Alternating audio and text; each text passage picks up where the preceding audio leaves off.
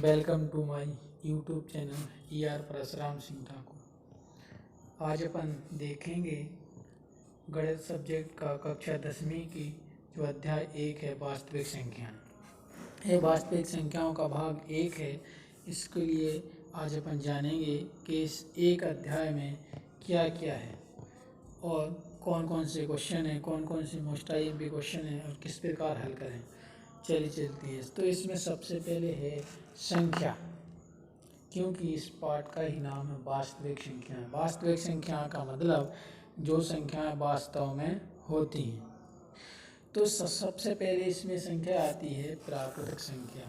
कौन संख्या? प्राकृतिक। इसका नाम ही है प्राकृत, मतलब नेचुरल।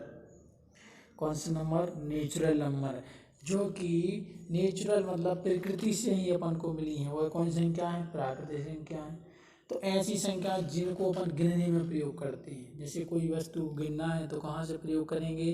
जैसे हमने बोला कि यहाँ पर बैठे विद्यार्थियों को गिनो, तो कोई व्यक्ति है वो गिनना शुरू करेगा तो 1 से 1 2 3 4, तो 1 से लेकर अनंत तक की जो संख्या होती हैं वो प्राकृतिक संख्याएं कहलाती हैं। कौन संख्या है? प्राकृतिक। उसके बाद अपने भारत में आर्यभट्ट जी ने शून्य की खोज की।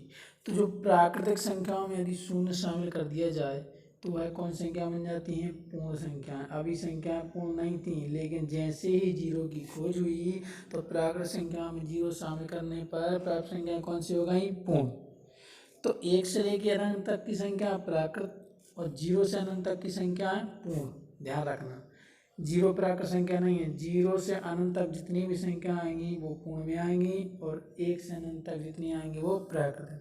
अब क्वेश्चन यहाँ से बनता है कक्षा 10वीं बोर्ड परीक्षा में, सबसे छोटी प्राकृत संख्या कौन सी है? तो सबसे छोटी प्राकृतिक संख्या है 1। सबसे छोटी पूर्ण संख्या 0।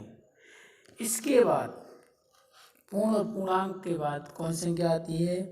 पूर्ण संख्या और प्राकृत संख्या के बाद आती है पूर्णांक संख्या। पूर्णांक का मतलब ये पूरी हो गई। 0 से अनंत तक ये भी होती हैं, लेकिन ये धनात्मक और ऋणात्मक दोनों होती हैं।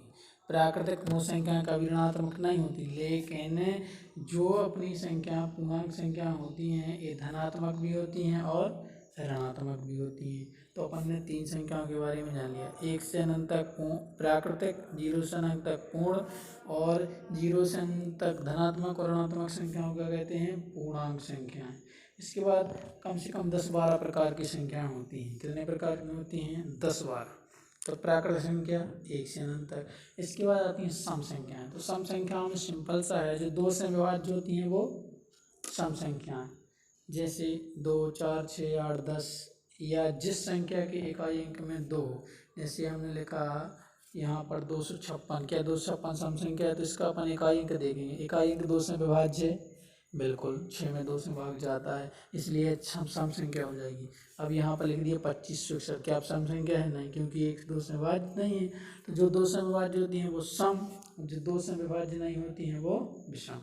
पूर्णांक पढ़ चुके पूर्ण। उसके बाद भाज्य और अभाज्य संख्या। अब इस पर अपन को थोड़ी सा ध्यान देना होगा। भाज्य संख्याएं कौन सी हैं और अभाज्य संख्याएं कौन सी हैं? तो भाज्य संख्या वे हैं जो स्वयं एवं 1 के अलावा, स्वयं से तो सभी संख्याएं जाती 1 से जाएगा, तो स्वयं एवं 1 के अलावा जो किसी अन्य संख्या से विभाजित हो वह भाज्य संख्या कहलाती हैं। देखो जैसे 4 में कितने से भाग जा रहा हो? 2 से जा रहा हो। और उसके बाद 6 में कितने से जा रहा हो? 2 से और 3 से, इसलिए भाज्य संख्या है। 3 क्या भाज्य संख्या है? 3 अभाज्य, क्योंकि 3 में कोई संख्या से भाग नहीं जाता है, 3 से जाएगा और 1 से, तो स्वयं और 1 के अलावा। उसके बाद यदि पूछा जाए 2 क्या भाज्य संख्या है? 2 भाज्य संख्या बिल्कुल नहीं है। क्यों नहीं है? क्योंकि 2 में कोई भी संख्या से भाग नहीं जाता, स्वयं से और 1 से। तो सबसे छोटी भाज्य संख्या कौन सी होगी? 4, ठीक है। और अभाज्य संख्या 2, क्योंकि 2 संख्या।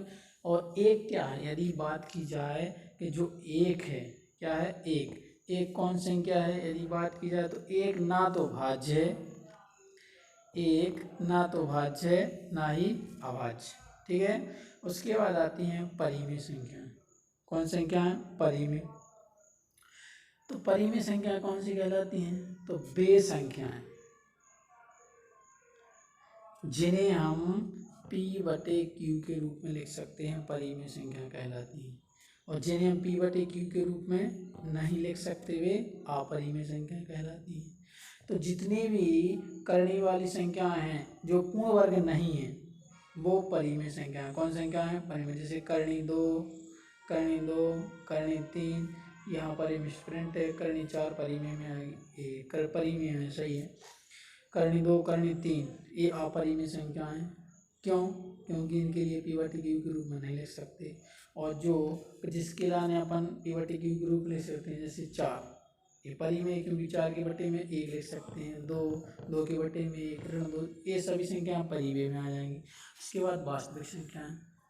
वास्तविक संख्याओं की बात की जाए तो वास्तविक संख्या वे संख्याएं हैं, ठीक है, जो वास्तव में होती है। मतलब जितनी भी अपन सारी संख्या पढ़ चुके हैं 10-12 प्रकार की, प्राकृतिक, पूर्ण, पूर्णांक, सम विषम, भाज्य अभाज्य, वास्तविक, ये सभी संख्याएं वास्तविक संख्याओं में आएंगी, क्योंकि ये सभी संख्याएं वास्तविक हैं। अवास्तविक संख्याएं कौन सी हैं?